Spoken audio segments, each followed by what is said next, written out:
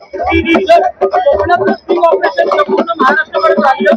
निलेश राणेंचं इकडून पाहायला गेलं तर दत्ताई म्हणून मानलं जातंय हे संदेश पारकर हे एका क्रांतिकारी आघाडीचे उमेदवार होते. तिथं आमच्या मित्रपक्षाचा पराभव झाला याचं नक्कीच दुःख आम्हाला आहे. पण मालवणच्या निमित्तानं निलेश राणे हेच मालवणचे तारणार आहेत हे मतदारांनी सिद्ध करून दाखवले. संदेश पारकर हे शहर विकास आघाडीचे उमेदवार होते. हे शहर विकास आघाडीचे होते. आमचा त्यांना पाठिंबा होता. मी देखील प्रचारासाठी गेलो होतो. पण दुःख या गोष्टीचं आहे की आमच्या मित्र पक्षाला तिथं पराभव स्वीकारावा लागला. कारण संदेश पारकर हे देखील अनेक वर्ष इथे नगराध्यक्ष राहिले होते. तिथल्या कुठच्या नेत्यांवर कोणाचा आक्षेप नव्हता, तिथल्या पालकमंत्र्यांवर कोणाचा आक्षेप नव्हता. पण कणकवली नगरपालिका ज्या पद्धतीने चालवली गेली सत्ताधाऱ्यांकडनं त्याच्यावर आक्षेप होता आणि म्हणून आघाडीचा विजय झाला. गेल्या काही दिवसांपासून राष्ट्रवादी अजित पवार गटाची युती संदर्भात चर्चा होत्या. पण आता सुनील तटकरेंच्या वक्तव्याने देखील भाजपाला पुढाकार घेतलेला आहे आणि महायुतीमधून निवडणूक लढवण्याची इच्छा व्यक्त केलेली आहे. कुठे आपण आता या निकालावर बोलू.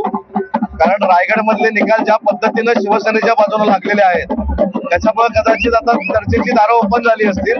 पण आमच्या भरत शेठला एवढं कमी लेखण्याचा प्रयत्न केला गेला होता. आज भरत शेठनं नॅपकिन काय असतो हे पुन्हा एकदा विरोधकांना दाखवलंय. रायगडमध्ये 90% ठिकाणी शिवसेनेचे नगराध्यक्ष निवडून आले. याचा अर्थ महाराष्ट्रात रायगडसह सगळीकडे एकनाथ शिंदे साहेबांचं नेतृत्व हे सर्वमान्य आहे, सिद्ध झालंय. नाशिकमधील नगर परिषदेमध्ये शिवसेनेची 25 वर्षांची सत्ता होती. अजूनही अजित पवारांच्या राष्ट्रवादीने उतरून आलेले अजित पवारांच्या राष्ट्रवादीच्या प्रेरणा पालकवडे ह्या विजयी झालेल्या आहेत. आता असं एका ठिकाणी कुठेतरी होतं. आता कोकणात सगळीकडे 90% आम्ही जिंकलो, ते पराभूत झाले. इथं सुद्धा राष्ट्रवादी काँग्रेस पार्टीनं किती उमेदवार उभे केले होते? एका ठिकाणी त्यांना न्याय मिळाला. ठीक आहे, त्यांचं देखील मी अभिनंदन करतो. किती दिवस तिकडे राहतात ते पण मी बघतो. परंतु एका ठिकाणी पण नाही ना. ठीक आहे, एका ठिकाणी पण नाही. राष्ट्रवादी काँग्रेस पार्टीनं नगराध्यक्षासकट 12 फॉर्म आमच्याकडे भरले होते. एका ठिकाणी पण ते विजयी होऊ शकले नाही. त्यामुळे त्यांच्यावर मला बोलण्याचा अधिकार नाही. दुसरी महत्वाची गोष्ट अशी आहे की एखादी जागा त्यांनी जिंकली तर महाविकास आघाडीतच जिंकलेली आहे.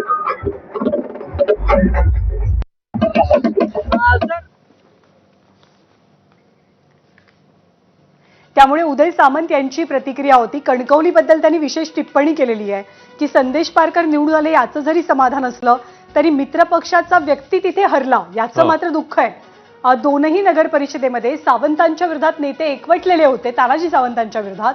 पण धाराशिवमध्ये दोनही नगर परिषदांवरती त्यांनी बाजी मारली. उदय सामंतांनी सुद्धा अशा 1-2 घटनांचा किंवा 1-2 ठिकाणांचा उल्लेख केलेला होता.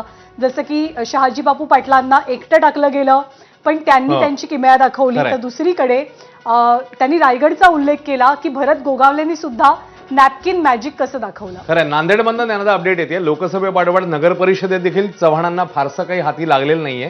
कारण अशोक चव्हाणांच्या हाती अपयशच आले. अशोक चव्हाणांचा